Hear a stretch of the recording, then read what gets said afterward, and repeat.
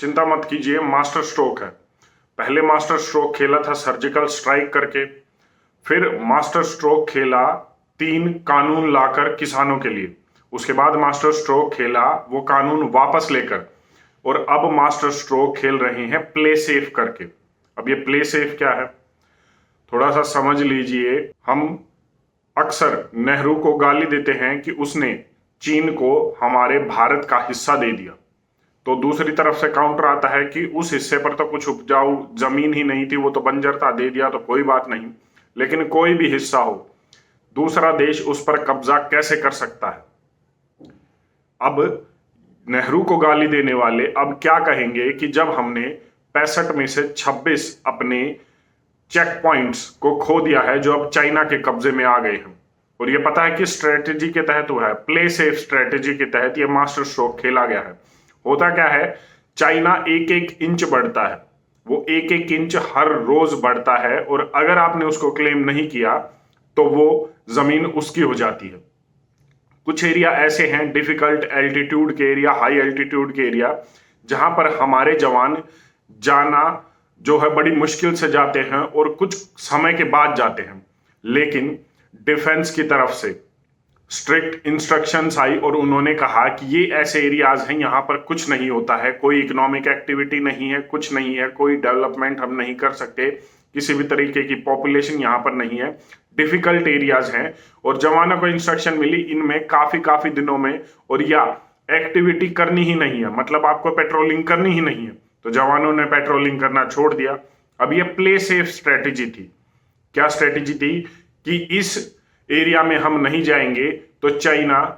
परेशान नहीं करेगा हमें, लेकिन चाइना ने इन्हीं एरियाज पर अपने हाई सिक्योरिटी हाई डेफिनेशन वाले कैमराज लगाए और उन्होंने देखा कि यहां पर तो कोई पेट्रोलिंग के लिए आ ही नहीं रहा है। एक एक इंच वो बढ़ते गए, और जब कभी कुछ दिनों में या बहुत दिनों के बाद हमारे जवान पेट्रोलिंग करने जाते हैं तो वो इन्हीं एरियाज की फोटो दिखाता है और ये कहता है कि देखो हमने अपने एरियाज में कैमरे लगाए हैं, उस बफर जोन में हम नहीं जाते क्योंकि एक दूसरे देश के साथ रिश्ते खराब होते हैं, लेकिन आपके जवान इसी एरिया में आ रहे हैं जो हमारा एरिया है, वो उसे क्लेम कर देता है। ठीक इसी तरीके से हमने 65 में से अब 26 चेक पॉइंट्स खो दिए हैं जो पूरे तरीके से चाइना के कब्जे में है। अब ये कौन सा मास्टर स्ट्रोक है, कौन सी प्ले सेफ स्ट्रेटेजी है जिसके तहत हम अपनी जमीन चाइना को दे रहे हैं, या मैं कहूं चाइना उसे कब्जा रहा है। इस बात से मना नहीं किया जा सकता कि पिछले 10 साल में हमारी सरकार ने यूनाइटेड नेशंस में जितनी बेबाकी से बात रखी है और भारत की छवि को बनाया है, लेकिन सिर्फ समर्थन नहीं करना है, हमें गलत बातों का विरोध भी करना है। हमारी छवि सुधरी है, ठीक है, हम बेबाकी से बात रखते हैं यूनाइटेड नेशन में, अच्छी बात है, लेकिन गलत का विरोध भी कीजिए कि हमारी जमीन को चाइना तब भी कब्जा रहा था और आज भी कब्जा रहा है, तो बदला क्या, कौन सी नीतियां बदली, किस सरकार ने कोई नीति बनाई कि जिससे हमारा जो पड़ोसी देश है जो हर समय हमारे ऊपर कब्जा करना चाहता है वो थोड़ा बहुत परेशान हो और अपनी इस एक्सपेंशन पॉलिसी को बंद करे या बदले। यकीन मानिए बदल कुछ नहीं रहा है, पॉलिसीज नहीं बदल रही हैं। कुछ देर के लिए आपको एक नेता को एडवर्टाइज कर दिया जाता है, उसकी सरकार बन जाती है, उसके बाद दूसरे को एडवर्टाइज कर दिया जाता है, दूसरी सरकार बन जाती है, हमें व्यस्त रखा जाता है फिल्मों के बॉयकॉट में। उसके बाद जब फिल्म रिलीज होती है तो उसे ये प्रूव करने में कि ये हिट हो रही है, दूसरी तरफ हमें व्यस्त रखा जाता है कि भारत जोड़ो यात्रा हो रही है। अब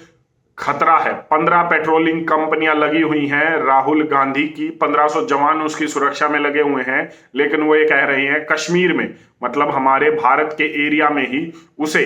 जाने में खतरा है सिक्योरिटी रीजंस की वजह से। हो सकते हैं सिक्योरिटी रीजंस, लेकिन पॉलिटिकल एजेंडे को समझिए, आपको चीजों से भटकाना है। किस तरीके से